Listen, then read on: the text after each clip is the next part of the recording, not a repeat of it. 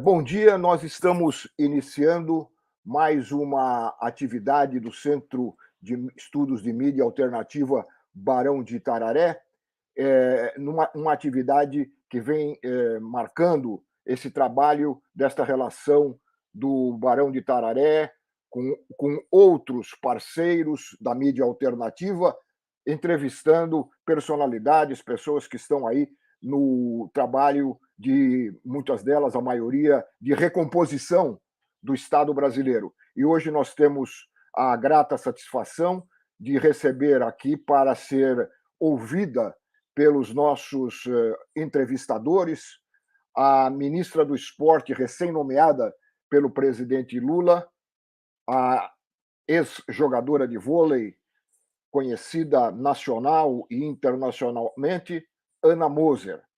Nós estamos aqui com o Barão de Itararé e os parceiros que participam com os seus representantes, com seus jornalistas, nesta entrevista. Nós estamos, além do Centro de Estudos de Mídia Alternativa Barão de Itararé, nós estamos com o DCM, com o jornal GGN, com a página do Brasil 247 no Facebook, com o Jornal Empoderado, com a Carta Capital, com a Rádio Madalena e outros que estão se associando a essa nossa transmissão. Lembro a todos que estão convidados a ingressarem e se associarem aqui ao Centro de Mídia Alternativa Barão de Itararé, inscrevendo-se no nosso site.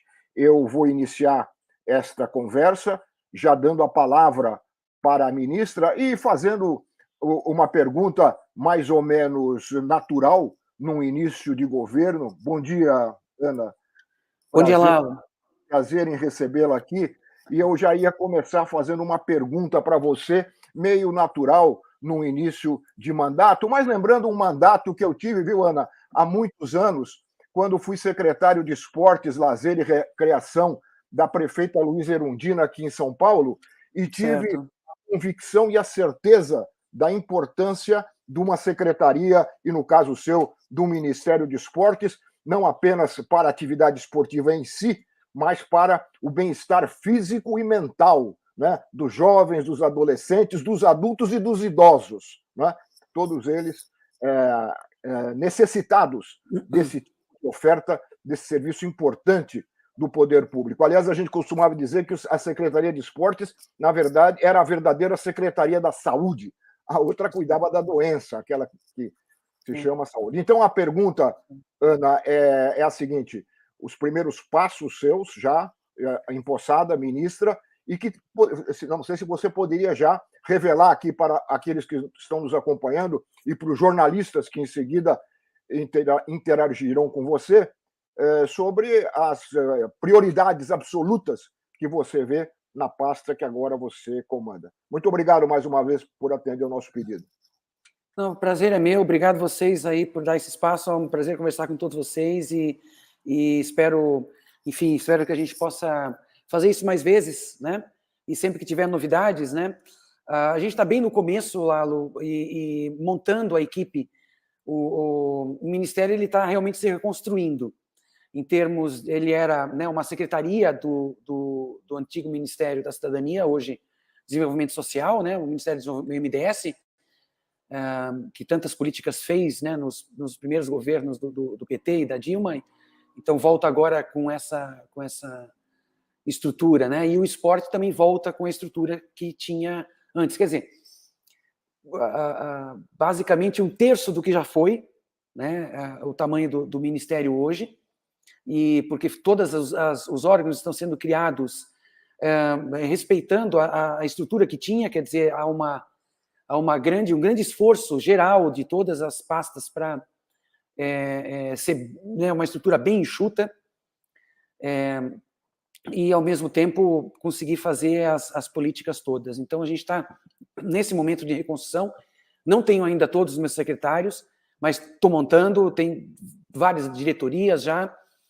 A gente apresentou uma proposta na transição, eu apresentei uma proposta na transição, e até por isso enfim, que eu fui escolhida, né? Muito claramente que nós precisamos estabelecer os meios para aumentar exatamente essa escala de pessoas da nossa, né, de pessoas, de crianças, jovens, adultos, idosos, pessoas brancas, negras, asiáticas que moram no norte, no nordeste, no centro-oeste e no sul. Né, todos os brasileiros têm um acesso à prática de esporte, à prática de atividade física, seja para o desenvolvimento humano, né, na sua formação esportiva, na sua formação enquanto criança, adolescente, né, que inclusive nessa fase a gente tem uma indicação, né, indicações, né, de um grande volume de atividade diária para essa faixa etária, para que se desenvolvam as condições, as capacidades, as habilidades, para que a pessoa se mantenha ativa para a vida e prepare o seu corpo saudável,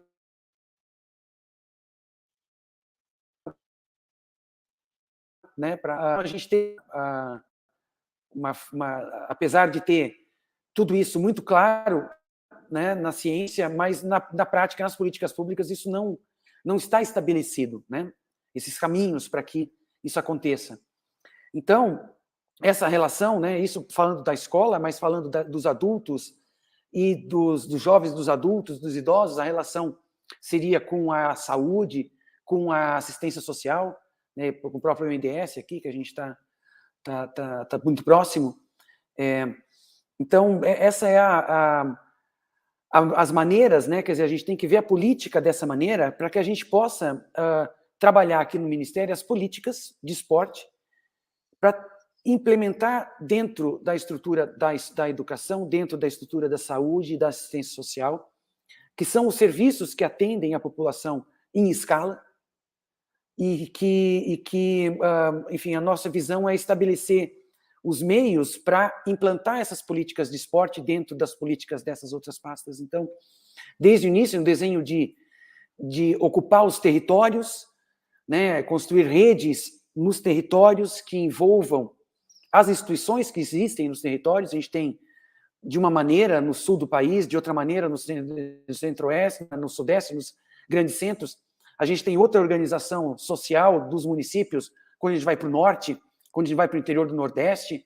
Então, tem muitos Brasis, mas tem muita coisa acontecendo nesses lugares. Então, assim, essa é a proposta, né, que eu trouxe para o Ministério, e que estou sensibilizando toda a equipe para isso, e não é nenhum ovo de Colombo. Isso está sendo construído de uma maneira ou de outra pela sociedade civil, através das ONGs, pelos municípios, através de políticas, de algumas gestões, mas como estrutura, como política nacional, isso ainda não existe. Então, nós vamos buscar os caminhos para isso. E finalizando, assim, só essa primeira, né, panorama geral, nós temos duas legislações muito importantes para essa estruturação no Senado, né, já estão tramitando desde pelo menos uns 2 anos, tramitando dentro das casas, e e está a Lei Geral do Esporte, que estabelece o Sistema Nacional de Esporte, está numa fase mais adiantada no Senado, e tem também o Plano Nacional do Esporte, que estabelece as metas, as diretrizes, as estratégias, né, para a implantação do sistema, né, e uma visão do esporte para os próximos anos. Então, essas duas legislações, que nunca houve para o esporte, é a primeira vez que estabelece para o esporte, a educação tem, a saúde tem, assistência social tem, a cultura também tem, e o esporte está, né, nessa fase de estruturação. Isso vai dar uma base muito importante para que essas políticas se estabeleçam de uma maneira, né, definitiva, e que se estabeleçam as responsabilidades da União, dos estados, dos municípios, e como que, né, como através do plano, como que isso vai se implantar no tempo, e também as formas de financiar, né, essas ações. Então, é um momento assim, de muita estruturação, e que a gente espera, dentro desse ministério, reunir todo esse conhecimento. Vamos logo fazer uma conferência nacional, né? A gente não sabe ainda quando, né, no primeiro mês, mas é assim que possível, né, que se estabeleça as condições de fazer uma conferência nacional.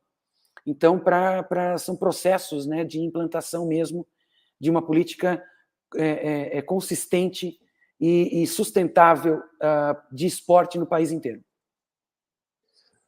Muito obrigado pela primeira explicação. Acho que já colocou a questão, né, de uma maneira bastante clara para aqueles que estão nos acompanhando. E eu agora já chamo os nossos entrevistadores. Nós teremos 2 blocos. Nesse primeiro bloco, estaremos com o Renato Rovai, da Fórum, e com a Lourdes Nassif, do jornal GGN, que farão as perguntas iniciais. Vou começar com o Renato, ele tem um compromisso na Fórum logo em seguida. Passo a palavra a ele. Bom dia, Lalo, bom dia, Lourdes, bom dia, ministra Ana Moser. Prazer conversar com você. Vou te chamar de você, porque eu estava olhando, eu que sou Wikipedia, e nós somos contemporâneos, estamos na mesma idade. E ficaria estranho para mim lhe chamar de senhora.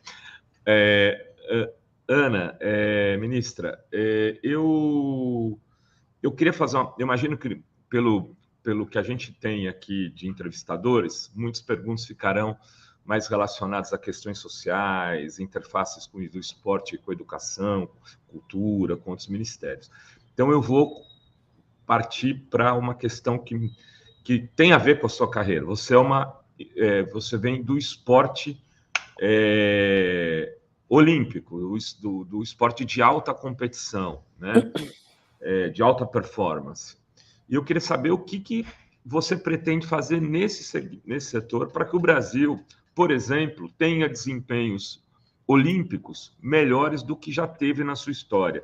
Os 2 principais resultados do Brasil foram recentes. 16 aqui, né, no Rio de Janeiro, 7 medalhas de ouro, 19 no total, e Tóquio, 7 medalhas de ouro de novo,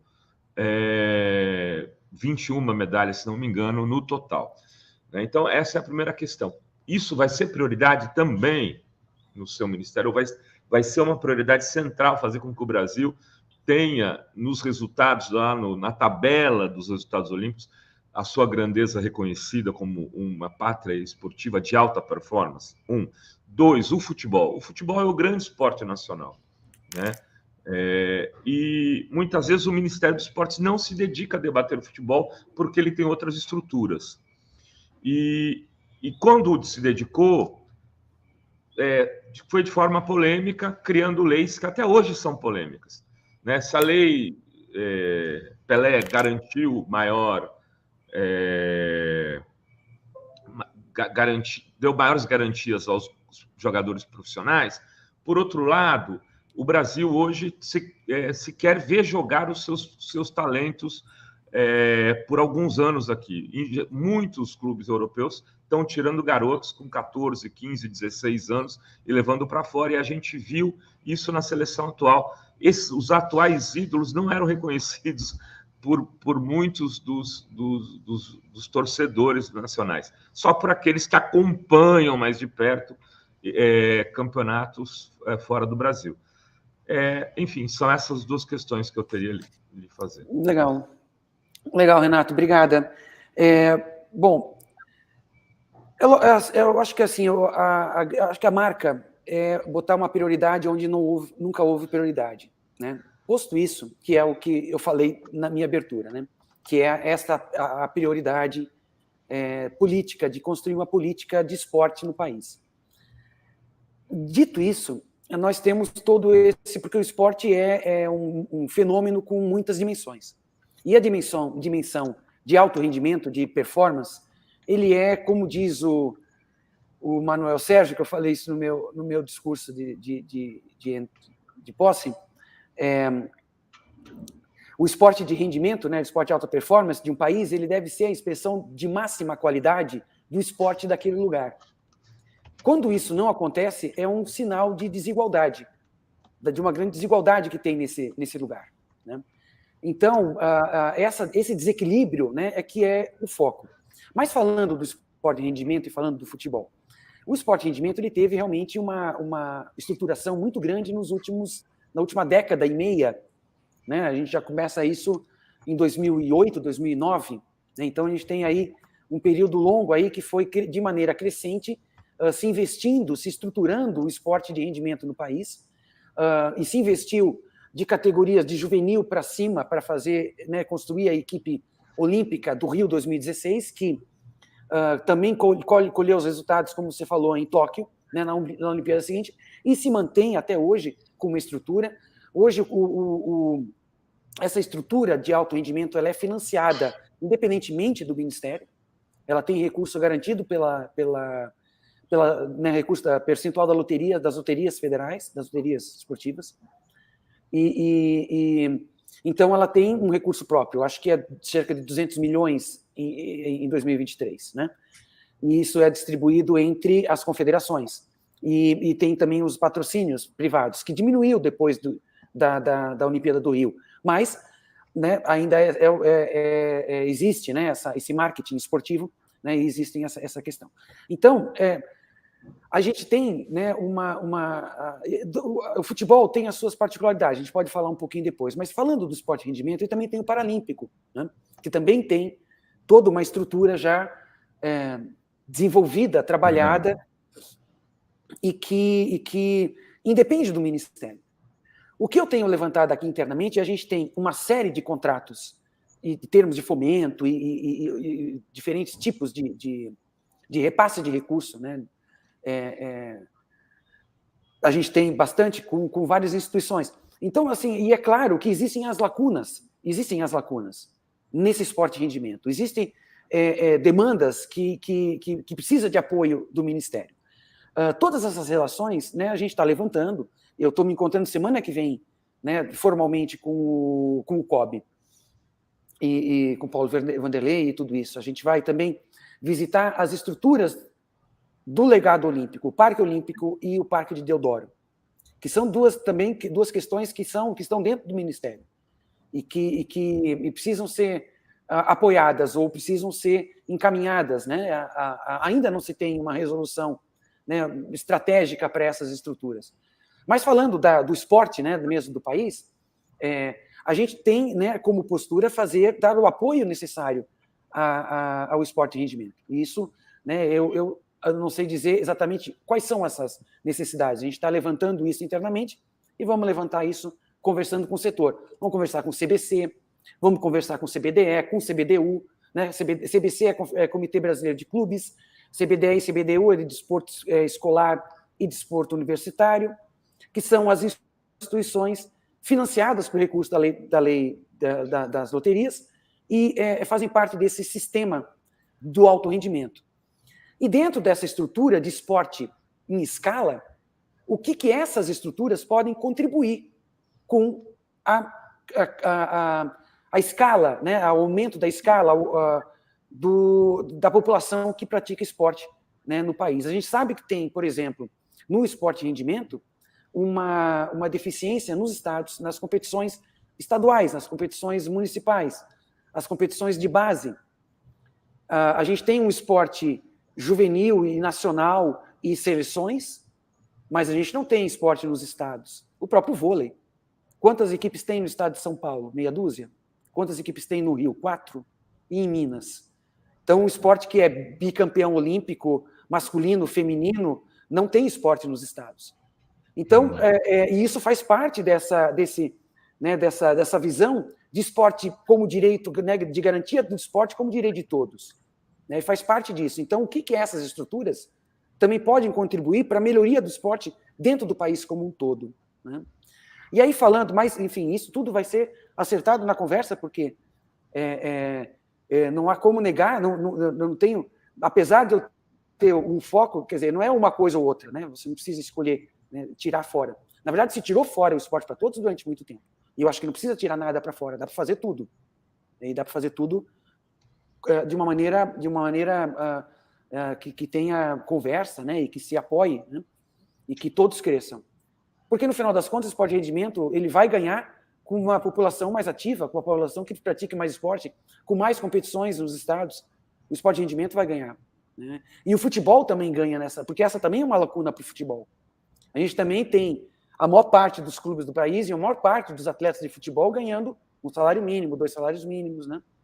E trabalhando clubes que funcionam 3, 4 meses por ano, né? O restante do ano não existe. Então, isso gera uma série de desequilíbrios também no futebol. O futebol ele é tão forte no país, ele é a única cultura esportiva que a gente tem. E é muito forte. Então, ele sobrevive e ele existe de qualquer maneira. Mas a gente, né, eu estou buscando descobrir, dentro da estrutura aqui, conversando com as pessoas do futebol, vou, né, conversar com a própria CBF, para entender essas lacunas. Né? A gente sabe o que, por exemplo, a gente tem em qualquer lugar do Brasil, qualquer lugar, qualquer bairro, qualquer cidade pequena, a gente tem uma dezena de times de várzea. De futebol, que se organizam, que jogam aos finais de semana, e depois fazem churrasco, se confraternizam. Essa é a nossa cultura, certo? Então, o que isso, né, pode contribuir, como é que a gente pode fazer isso potencializar? Então, essa é muito a visão de futebol. Agora, tem questões como o Profut, que é uma lei que se fez, um acordo, enfim, né, legislativo que se fez no Congresso, que se fez para renegociar, né, ou negociar as dívidas dos clubes, né, as dívidas tributárias dos clubes, com contrapartidas. Tem essa gestão desse Profut. O Profut já foi muito mais forte do que é hoje, já teve muita adesão, muito mais adesão de clubes do que tem hoje. Então, o que a gente, né, pode fazer? Porque o governo também tem que fazer cumprir a lei, né? E tem que fiscalizar, né? Fiscalizar as arenas, né? A gente tem que colocar essas coisas, né, recuperar. Teve uma... enquanto, né, no último governo, muita coisa parou. E a questão do futebol também parou. Né? Então, tem que retomar isso e como responsabilidade do Ministério, essas regulações, né? Da mesma maneira que regula com o setor do alto rendimento, com a certificação das instituições. Então, a gente tem uma relação direta, a gente tem uma relação com a ABCD, que é a agência de doping, que é a única agência e laboratório certificado pela UADA, e que está aqui no Brasil, né? É um legado da Olimpíada também, esse processo, mas é uma estrutura que depende também do Ministério. Né? E aí são todos os exames antidoping do futebol e do alto rendimento, de todas as modalidades. Então, essa relação ela é real, ela é concreta, né? E ela tem o tamanho que tem, e ela será cuidada do jeito né, que precisa ser cuidada, e ao mesmo tempo, buscar integrar essa estrutura a todo o esporte do país. Né? E aí, enfim, acho que com isso todos vão ganhar. Muito obrigado. Muito obrigado, Ana. O Renato, eu sei que o Renato já tem um programa imediatamente, e nós compreendemos aí a necessidade profissional dele de nos deixar. Fica à vontade, Renato. Muito obrigado pela sua participação e pela participação da Fórum aqui nesta coletiva com a ministra Ana Moser. E eu passo imediatamente a palavra para a pergunta, para os comentários da jornalista Lourdes Nassif, do jornal GGN. Olá, bom dia, ministra Ana Moser, é um prazer falar com você. Eu não sou uma pessoa do esporte, eu entendo a importância do esporte, mas nunca fui uma esportista. Então, eu vou fazer uma pergunta que sempre rondou a minha vida, não como jornalista, mas como estudante, que é a questão do para-atleta. A questão, você falou da Paralimpíada, que já tem o seu caminho, já tem a sua estrutura montada e tudo mais. Mas o jovem que está ali começando, porque esporte, para mim, sempre foi inclusão. Além da saúde, como você disse, é a questão da inclusão, ser aceito. Através do esporte, é mais um caminho para o jovem ser aceito numa fase difícil da vida, quanto mais com necessidades especiais. Então, o que eu vi nesse período que o governo era governo PT ainda, quando eu tive contato com para-atleta, a dificuldade porque as necessidades são outras, não tem como pegar um ônibus e ir até uma piscina, por exemplo, ou até uma quadra. Então, o poder tem que ter a boa vontade do poder público. Então, esse para-atleta tinha em São Paulo o Atende. O Atende, por 2 vezes por semana, poderia levá-lo para fazer o treino. E conseguiu um patrocínio, com muito esforço, conseguiu um patrocínio para a competição. Então, como que o Ministério, agora reforçado, porque quando virou secretaria e caiu no Cidadania, teve uma perda muito grande. Agora, reforçado, como pode, junto com os municípios, incentivar essa prática e dar porque o Ministério não vai poder fazer tudo, não tem nem cacife para bancar isso, mas fazer essa conversa com municípios para que aconteça mais a inclusão dos jovens com necessidades especiais. Sabe que Lourdes, melhorou muito a situação, de uma maneira geral, as políticas para a inclusão, as ações dentro do SUS, as ações dentro da assistência social, até equipamentos, melhorou muito isso, mas realmente precisa toda essa estrutura, e ela é municipal, elas são políticas nacionais, mas ela é municipal, é intersetorial, porque não é política do esporte, isso é política da saúde, é política da assistência social, né, esse Atende que você falou, esse tipo de transporte, tem em alguns lugares também, mas é exatamente isso, não é boa vontade, na verdade, obrigação, né, do poder público estruturar, né, dar essa estrutura para dar o direito de acesso às pessoas. De uma maneira geral, quando a gente fala em esporte para todos, e no esporte de cada um, a cada fase da vida, e esporte, quando a gente fala, não é esporte formal, é uma generalização, é mais fácil de comunicar, mas quando a gente fala de esporte, a gente está falando de esporte, de atividade física, de movimento, de motricidade humana, né? E porque cada pessoa tem a sua, em cada fase da vida, né? E falando assim, eu fui do alto rendimento, mas eu fui uma criança que teve acesso ao esporte. Eu fiz como brincadeira, eu fiz como ludicidade, eu fiz como educação física, e depois eu fiz como treinamento, aí treinamento de alto rendimento, virei atleta olímpica, e hoje eu faço para saúde, para bem-estar, para lazer. O que eu faço hoje é totalmente diferente do que eu fazia quando eu era atleta e totalmente diferente do que eu fazia quando eu era criança, que hoje sou velha. Então, não tenho mais aquelas brincadeiras, a facilidade. Hoje é mais devagar, é com menos potência, né? Com menos duração. Então, no mesmo caso, o que é atividade física para as diferentes deficiências. A gente está fazendo deficiência motora, auditiva, visual, neurodiversidade, né?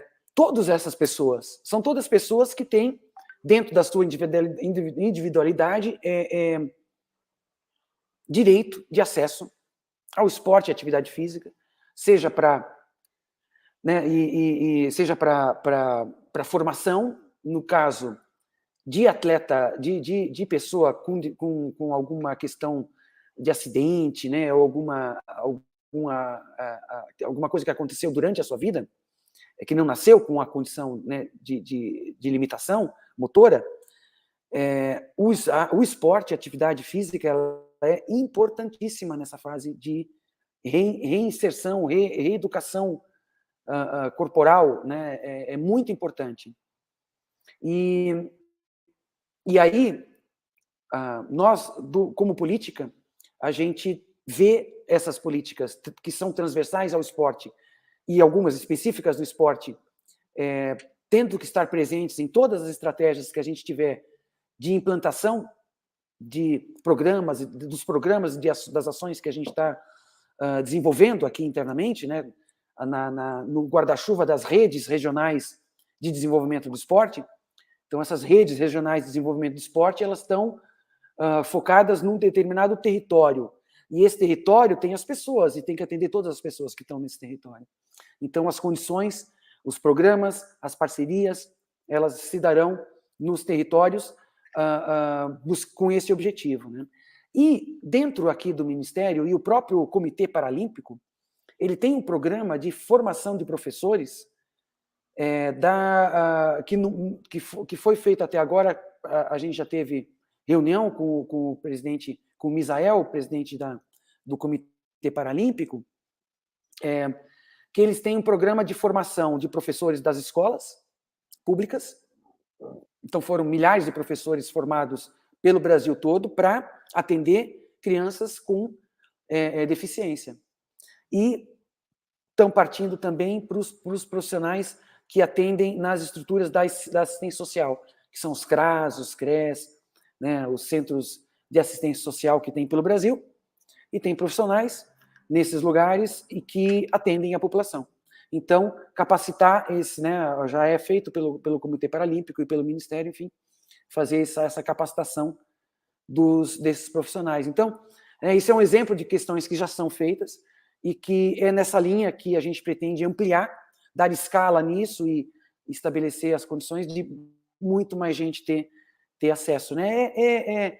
Da mesma maneira, você vai ter outras questões, né? Questões de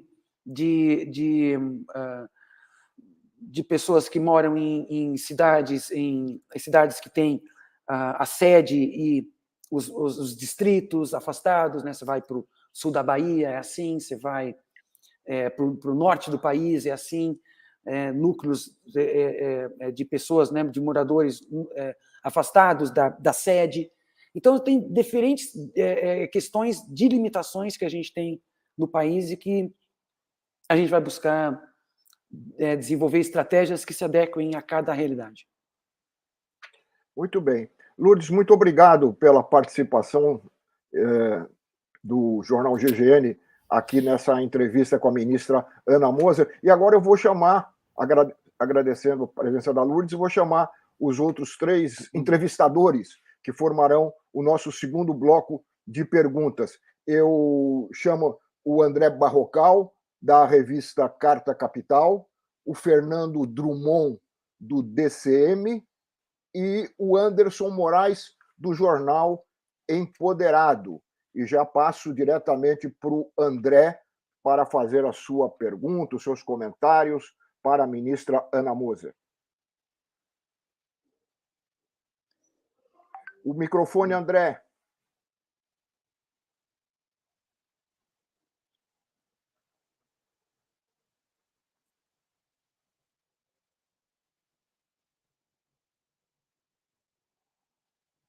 Continua fechado, André.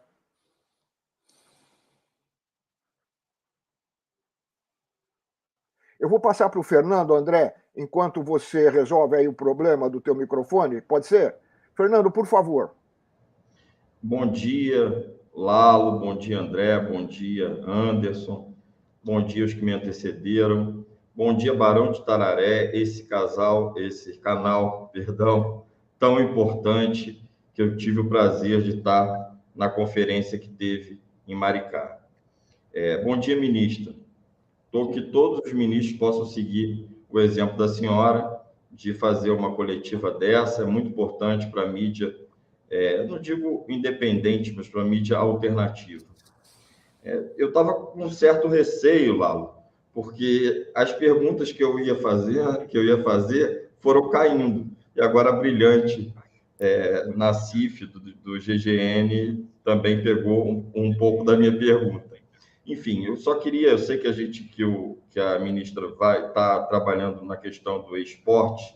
Eu queria só sugerir, ministra, que tem uma cartilha que o presidente Lula recebeu, chamada Lula Play. Então, nesse estudo, vocês também darem uma olhada e a gente se coloca à disposição para qualquer dúvida ou qualquer ajuda que precise. A minha segunda pergunta era sobre o esporte paralímpicos que foi feito. E eu queria mostrar os dados, assim, falar os dados. Por exemplo, nas últimas Olimpíadas, o Brasil ficou em 37º em Atenas, 24º em Sydney, 14º em Atenas, 9º em Pequim, 7º em Londres, 8º no Rio e 7º em Tóquio novamente. Ou seja, a gente é uma potência que, brilhantemente, a ministra respondeu. Então, eu vou para a minha terceira pergunta, que essa é a que finalmente restou. Ministra, a gente vê muitos escândalos, né, tanto na CBF quanto em outras confederações. Eu sei que o Ministério não tem autonomia para intervir em nenhuma dessas confederações, mas o que a gente pode esperar do governo Lula, o que a gente pode esperar do Ministério em relação a esses escândalos, tanto de doping, quanto de assédio, inclusive sexual, assédio moral, enfim, né? Nesse âmbito, como vai se portar a ministra Ana Moser e o Ministério do Esporte, sabendo que não tem como intervir? Bom, Fernando, bom dia, obrigada pela conversa aí. Eu conheço a cartilha, tá? Eu acho que é da cartilha game, é nessa linha mesmo de intersetorial, né? Que está claro ali na cartilha, que a gente está tentando avançar as conversas aqui internamente, né? Mas sobre a questão do futebol e pelo futebol, pela CBF ser uma entidade independente, né? Particular, independente, privada, independente, porque é uma relação diferente, enfim, que tem, né, o Ministério o governo tem que buscar cumprir a lei e fazer essa fiscalização. Essa é uma das prerrogativas, né, do governo. Com relação ao esporte de alto rendimento, existe a certificação, né? As entidades são certificadas e são certificadas a partir de determinados critérios e um DPLE, né, e as questões da 18A, e que enfim, vai mudar, né, quando mudar a legislação vai mudar esse número, mas são, né, as questões de mandato, né, de limitação de mandato, participação dos atletas, transparência, né, e compliance, e essas questões. E também questões de desempenho e de cumprimento de metas dentro de um programa, né, nacional do esporte, né, um plano nacional de esporte.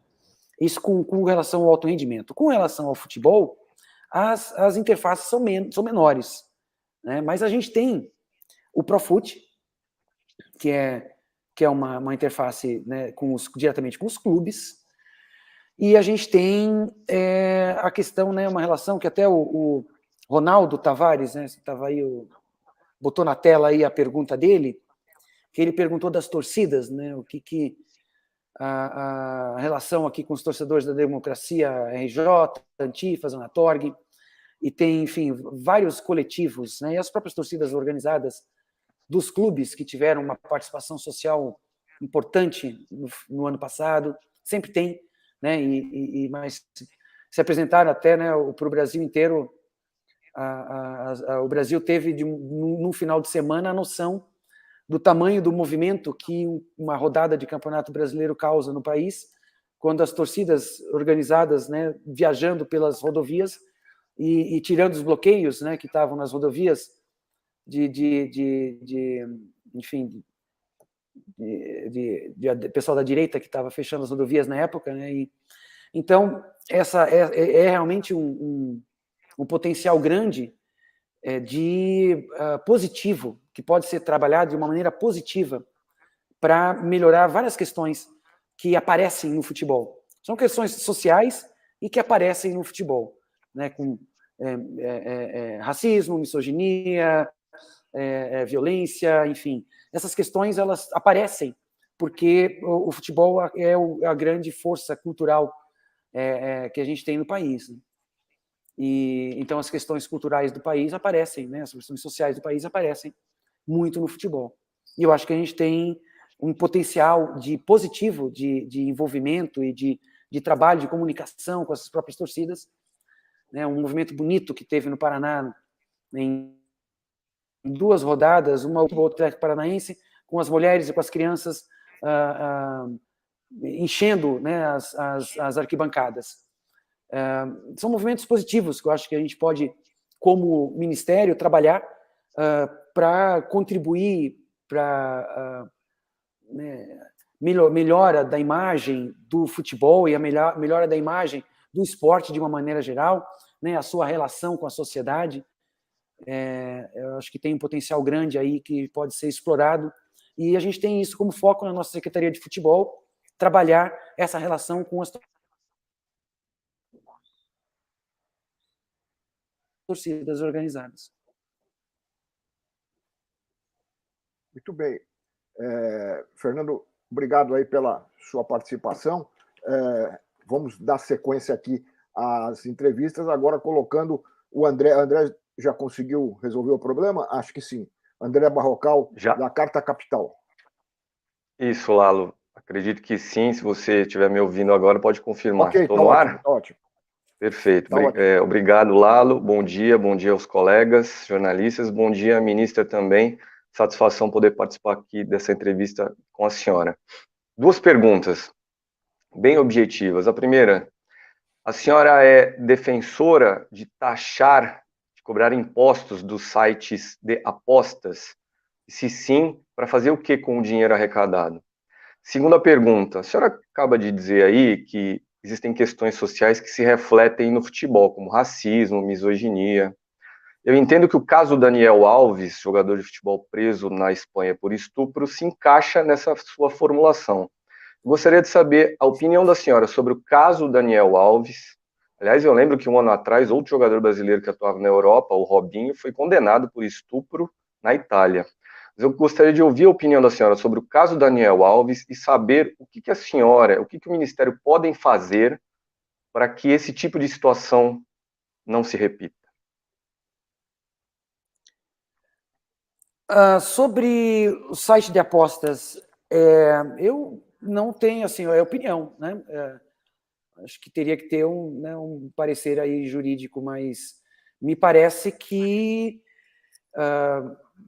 se aposta como a gente vai na lotérica fazer aposta, né? Se fizer no site aqui no Brasil, teria que ter uma equiparação, né? Não creio que, como é uma coisa muito nova, você vai falar 2 anos atrás isso não existia, não dessa maneira, hoje tem vários, né? Acho que é uma questão que fatalmente o próprio, né, o Congresso, né, vai atacar isso rapidamente. Já está, na verdade, as conversas eu tenho ouvido, né, por ouvir há bastante tempo. E dentro e usar para onde? Da mesma maneira que parte do recurso da loteria financia o esporte, também poderia muito bem financiar o esporte, parte do recurso dessas apostas, né? Acho que poderiam, se não houver nada que as proíba, assim como também dentro do Congresso se debatia, na formulação da lei geral, se debatia também a questão dos próprios jogos de azar, né, que eu acho que não prosperou, mas também era visando, quer dizer, não era visando isso, mas parte também seria direcionado para financiamento do próprio Fundo Nacional do Esporte. Então, essas conversas aconteceram no Congresso, eu acompanhei de fora, aconteceram nesse período de debate sobre a Lei Geral do Esporte. Não é uma iniciativa nossa aqui, a regulamentação de sites da aposta, mas dentro da relação aqui interministerial, com certeza é algo que já apareceu a conversa e vai voltar a aparecer. Quando voltar ao Congresso, essas coisas vão aparecer de uma maneira mais intensa, né? Bom, sobre o Daniel Alves, a gente sabe que aconteceu porque foi num país que tem uma política de prevenção, de controle, dentro das casas noturnas, e foi isso que aconteceu. Seria o Daniel Alves, seria qualquer outro. Enfim, é uma coisa que no país, aqui no Brasil, essa cultura e essa estrutura, né, de proteção, ela não existe, né? E assim como, enfim, acho que é uma questão também de comunicação, a gente tem muita coisa para trabalhar em termos de comunicação positiva dentro do Ministério, de falar sobre esporte, falar sobre a própria responsabilidade que os atletas de alto rendimento, eu pessoalmente, tomei como responsabilidade, né, e faço até parte de uma geração de outros atletas que pensam e agem da mesma maneira, de responsabilidade com a nossa figura pública, né, a nossa poder de influência, né, e usar isso da melhor maneira possível. Então, isso é algo que como comunicação, como postura, né, eu vivo, defendo, e a gente tem até a gente tem aqui o Diogo Silva, que vem está saindo de uma experiência longa com as comissões de atletas, primeiro do Taekwondo, depois do COB. Então, essa relação com os atletas, da participação cidadã dos atletas, participação com qualidade, né, na vida do esporte, não só no seu treino, né, treinar, se alimentar e descansar e fazer fisioterapia, né? A vida do atleta é essa, né? Ir um pouco para além disso e participar da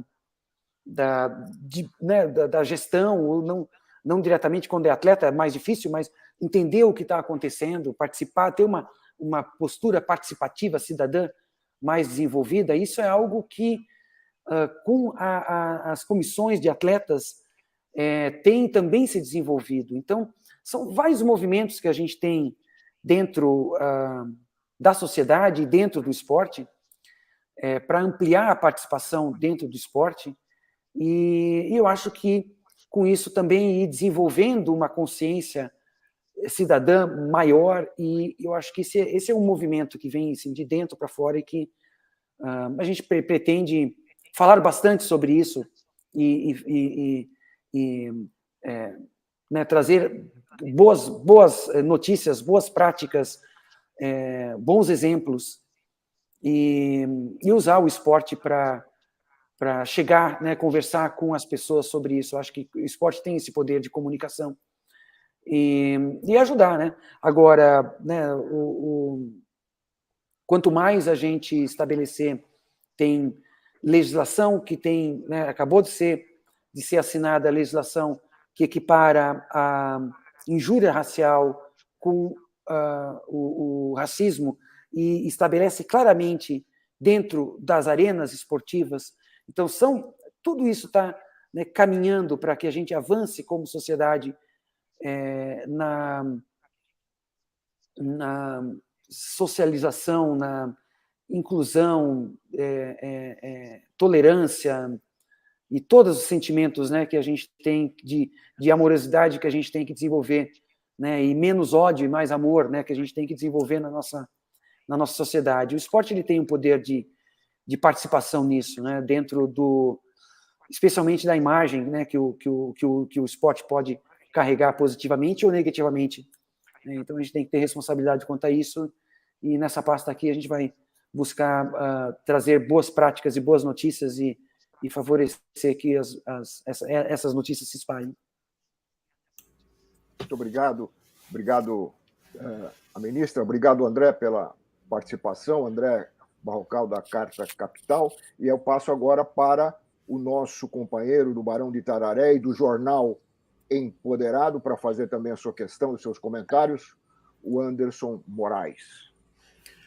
Bom dia, Lalo. Bom dia a todo mundo que passou aqui, a todo mundo que está acompanhando o programa. E um prazer falar com uma ministra que, como foi dito aqui, tomara que todos possam disponibilizar o seu tempo para que a gente possa conhecer os projetos. E, ministra, eu vou, em relação o Ministério está em ótimas mãos, porque eu tenho certeza que muita coisa vai ser feita por ser esportista. Eu queria tocar num ponto da inclusão. O seu ministério, né, a secretaria, tem um projeto chamado Programa Vencer. Eu queria que a ministra falasse um pouco sobre ele, para que não a gente conheço. possa...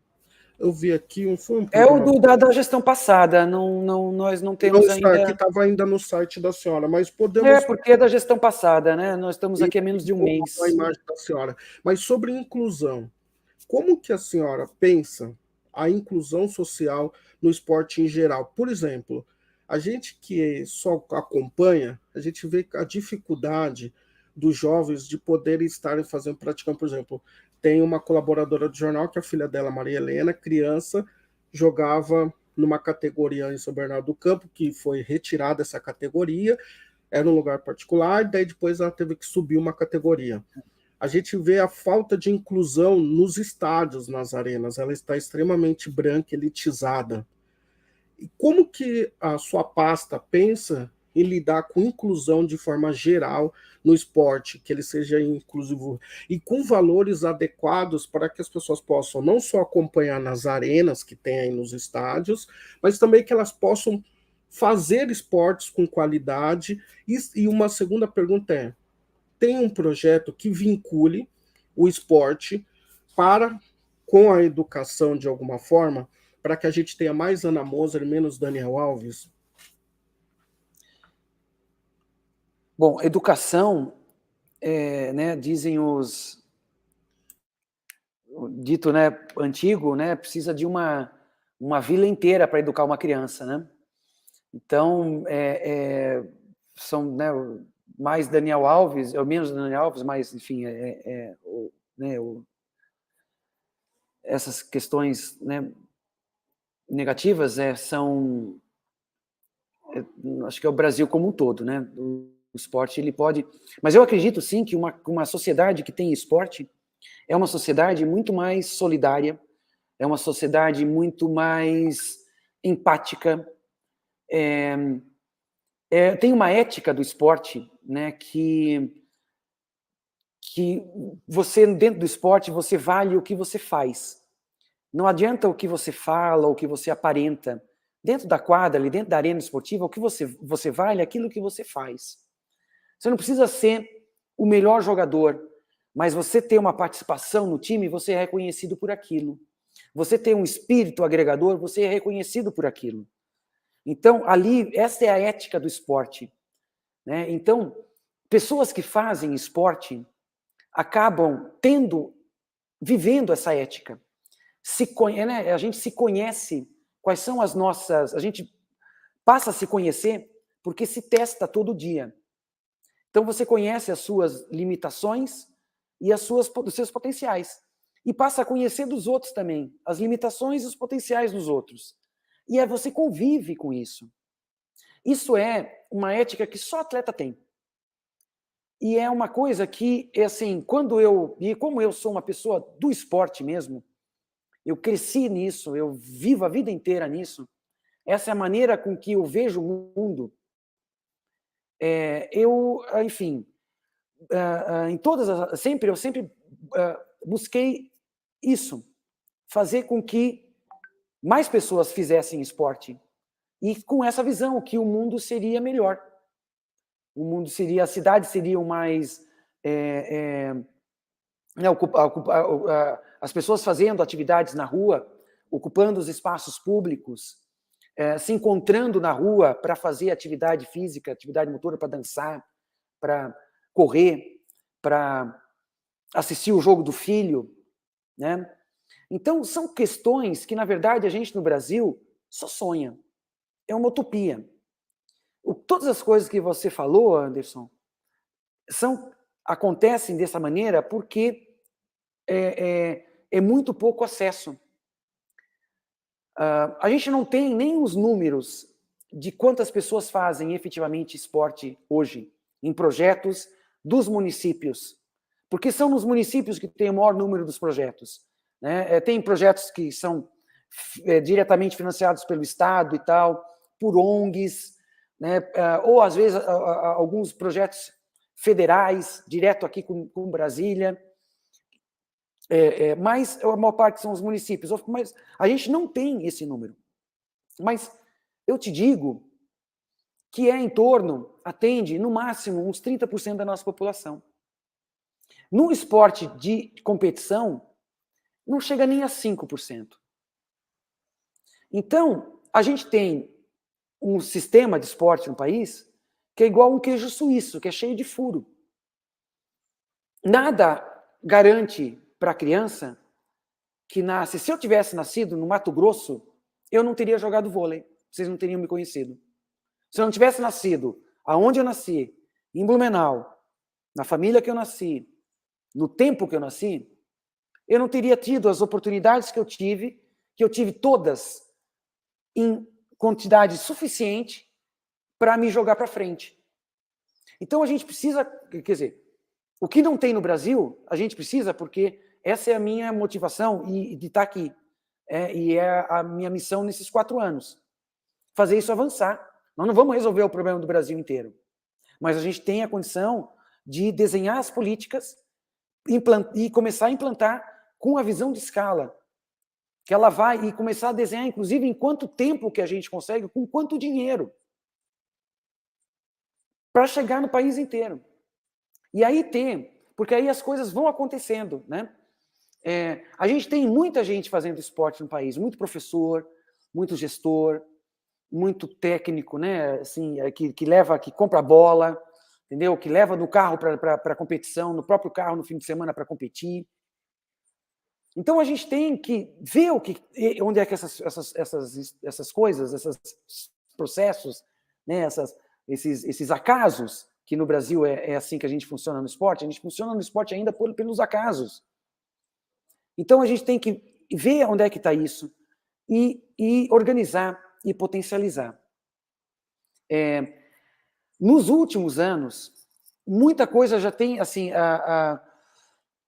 eu acho que foi talvez o legado da Olimpíada, mas o setor social esportivo que avançou no país pela lei do incentivo, financiando ONGs, a lei do incentivo que busca, né, que autoriza os projetos das ONGs, dos clubes, das associações a captar parte do imposto de renda que as empresas podem direcionar para esses projetos. E isso aumentou muito os projetos no país inteiro e vem criando esse movimento de que né, nós tínhamos, sei lá, eu estava vendo um número ontem aqui, nós tínhamos coisa de 30% das escolas no país com professores de educação física. Parece que esse número tem aumentado e está chegando aí próximo aos 70% de escolas no país que tem professor de educação física. Não se sabe ainda, né, quantas crianças eles atendem, né, se é número suficiente para atender todas as crianças, se todas as crianças estão tendo qual carga de atividade de educação física ou de contraturno por semana. Isso tudo a gente não existe. Então, essas relações têm que ser construídas com a educação. E o que a gente tem de diferente hoje é que a gente tem um presidente da República que viu isso, que quer essa ampliação do esporte, e que entende que isso tem que ser feito com a educação e com a saúde e com a assistência social. Quer quem tem recurso, quer quem atende as crianças diretamente. Eu não estou falando de... O esporte faz o esporte de base, né? Lá pelos 14 anos, começa a especializar, 14, 15, 16 anos, especializa na modalidade, participa de competições de base, depois vai avançando conforme, né? Entra no funil do esporte e rendimento. Quem faz isso é o esporte, quem faz isso são as federações, são os clubes. Esses clubes e federações são, de uma certa maneira, financiados já pela loteria, ou precisam de financiamento para poder ampliar a escala de atendimento que eles fazem. Então, mas a grande base do volume está na educação, na saúde, na assistência social. E a partir desse movimento, aumentar esse volume, fatalmente e rapidamente, muito rapidamente, vai escalar para as estruturas de esporte de rendimento, seja de base, seja de mais alto elite, né? Da mais alta elite. Então, assim, eu sei que eu dei uma volta, mas não existe, assim, são muitas lacunas que existem no esporte do país. Mas é possível mapear e avançar com todas essas lacunas, né? E é essa a nossa motivação aqui, a gente vai buscar os meios para isso. Muito bem. Obrigado, Anderson, pela participação também aqui. Eu tenho, ministra, eu tenho mais duas perguntas de duas companheiras que, por motivos profissionais, tiveram que sair e deixaram essas perguntas aqui comigo. Eu vou fazê-las e para nós concluirmos aqui essa excelente entrevista que você, como o Renato pediu, está dando aqui para os nossos jornalistas e aqueles que nos acompanham aqui nas várias mídias que estão transmitindo esta nossa conversa. A primeira pergunta é da Daiane Santos, do 247. Ela estava aqui no comecinho da nossa conversa, mas ela tinha também um compromisso profissional lá no 247. Ana, a pergunta dela é a seguinte, eu acho que ela toca um pouco em algo que você já mencionou, mas eu vou repetir porque há dados interessantes. A Daiane diz o seguinte, pelo censo escolar de 2020, somente 34% das escolas públicas têm quadras de esportes. Nas instituições privadas de ensino, né, o percentual é de 44%.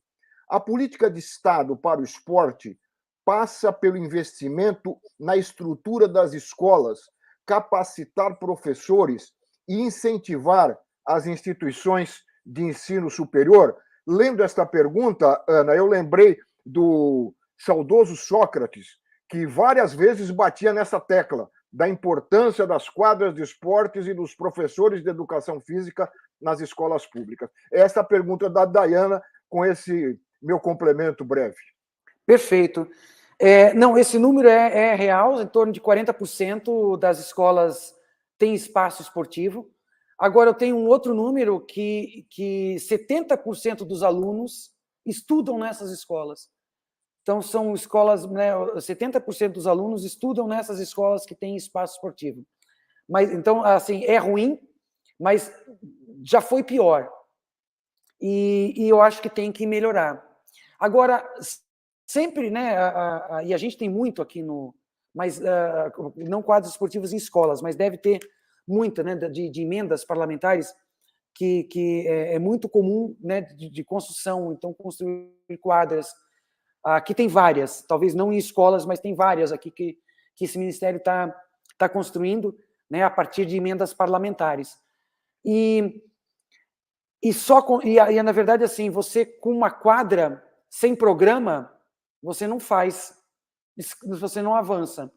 Você com programa e sem quadra, você avança. Então, é preciso equilibrar. É preciso equilibrar o que se investe em ampliação de estrutura, que é necessário, e o que se investe em programas, que também é muito necessário. Você consegue ter, talvez não na escola, mas você tem em algum equipamento público no bairro, ou privado no bairro. Ou a gente tem pelo Brasil as ABBs, as estruturas de SESC, de SESI. Então, você tem, assim, algumas alternativas. Eu fiz esporte na rua, treinava subindo a ladeira, enfim, né, como seleção, eu já treinei em estacionamento de asfalto. Então, na verdade, você pode fazer muitas variações com conhecimento, com método, com metodologia, com programa. Então, é preciso equilibrar as duas coisas. Mas, sim, nós temos vários furos, não falei? Nós temos furos de infraestrutura e nós temos furos de programa de capacitação de profissionais. Onde há o profissional de educação física, é preciso capacitá-lo para atender a todos. O profissional de educação física, eu tenho esse conhecimento da história da escola, né, da minha experiência com o Instituto de Esporte e Educação na escola, que o professor de educação física tem um olhar para a criança habilidosa e não para todas as crianças.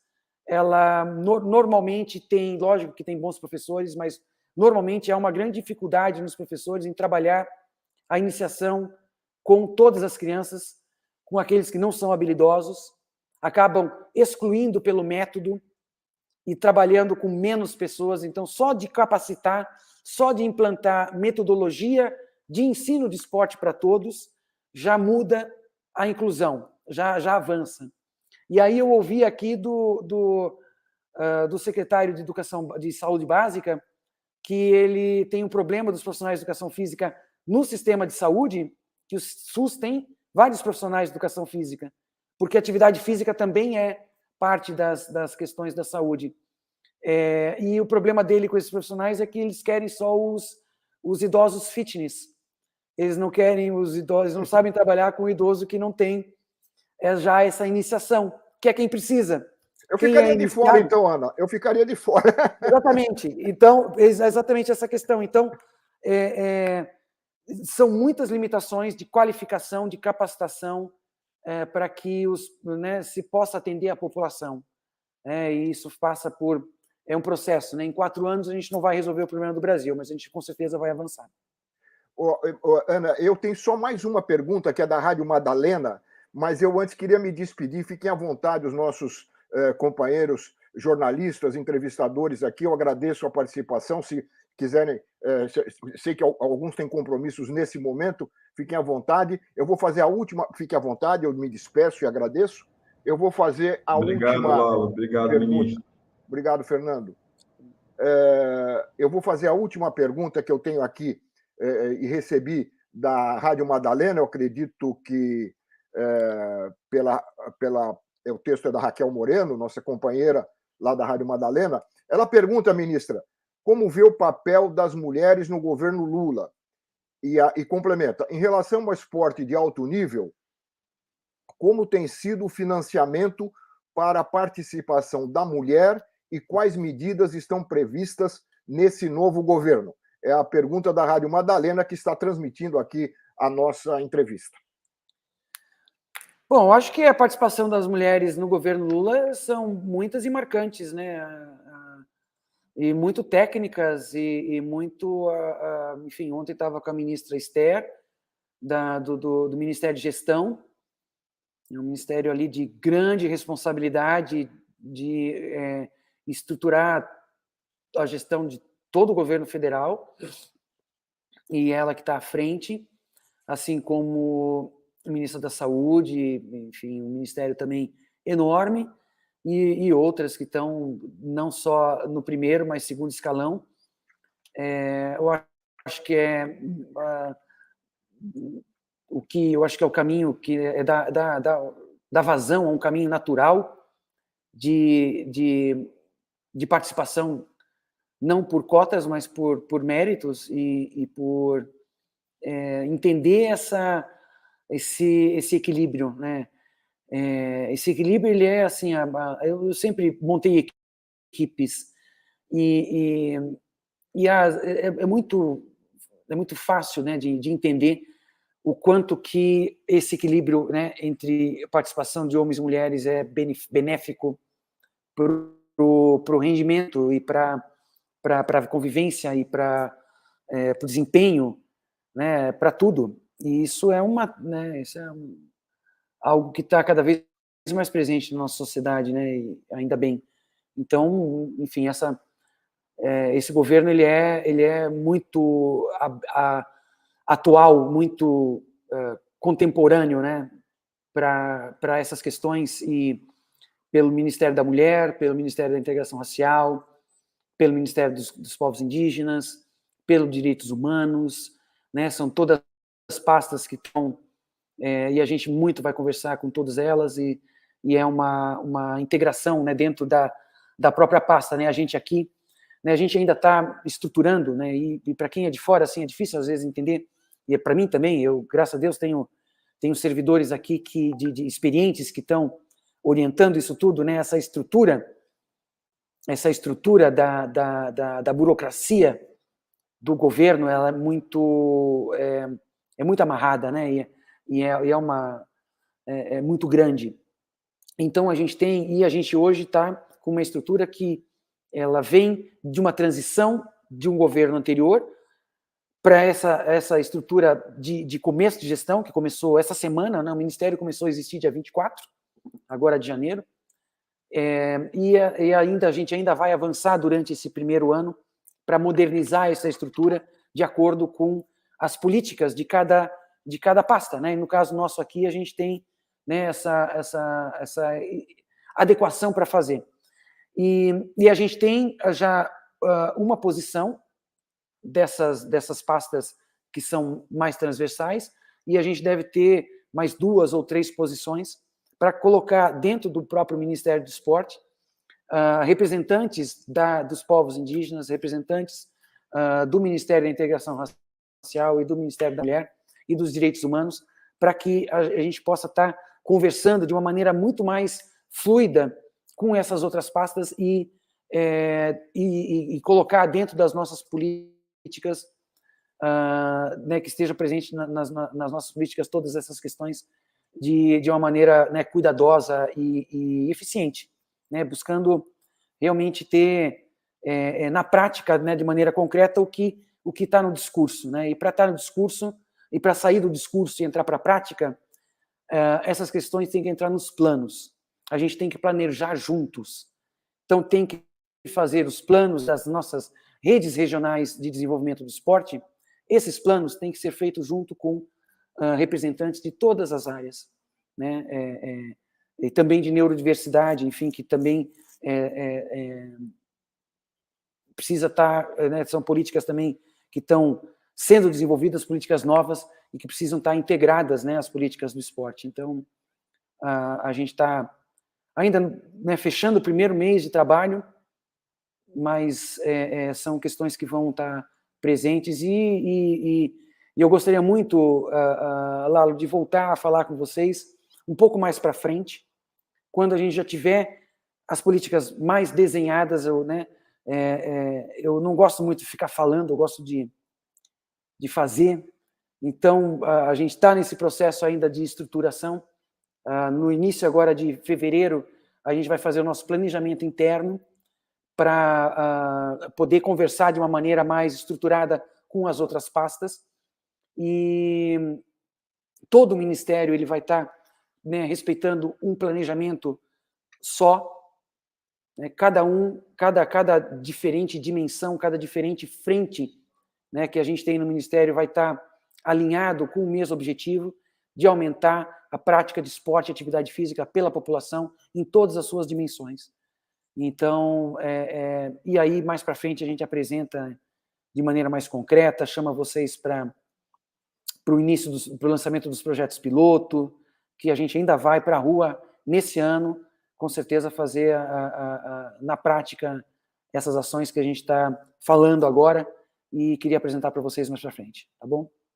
Ana, muito obrigado pela sua atenção, pela disponibilidade de atender os jornalistas, e eu quero torcer para que essa sua disponibilidade se estenda para todas as áreas do governo, porque o governo fez tanto nas outras gestões, mas muitas vezes esta relação do cidadão que recebe o serviço público com a política pública de Estado não fica clara para ele. Muitas vezes as pessoas dizem que entraram na universidade ou conquistaram a casa própria por méritos absolutamente pessoais, sem estabelecer a relação com Minha Casa Minha Vida, ou com o FIES, ou com outras políticas públicas. Por isso é fundamental, e eu acho que esta mídia alternativa está sempre à disposição para levar essas políticas públicas importantíssimas para o conjunto da população. Mais uma vez, muito obrigado pela sua disponibilidade. Eu queria agradecer e também ouvi-la no encerramento e na proposta aí de novas conversas e de novos contatos. Obrigado a vocês. Que bom que foi importante. Aí agradecer também ao pessoal que participou dos comentários. Eu estava lendo aqui, tentando ler alguns deles aqui, mas não consegui ler todos. Obrigado aí a todos vocês e até uma próxima.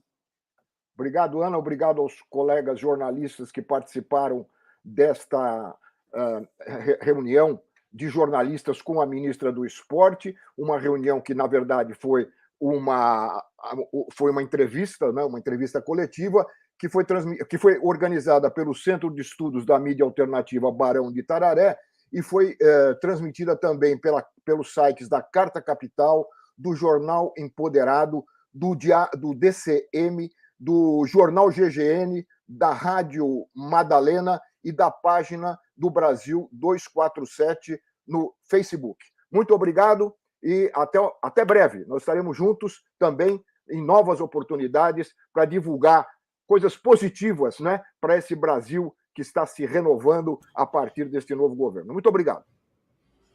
Muito bom, muito bom.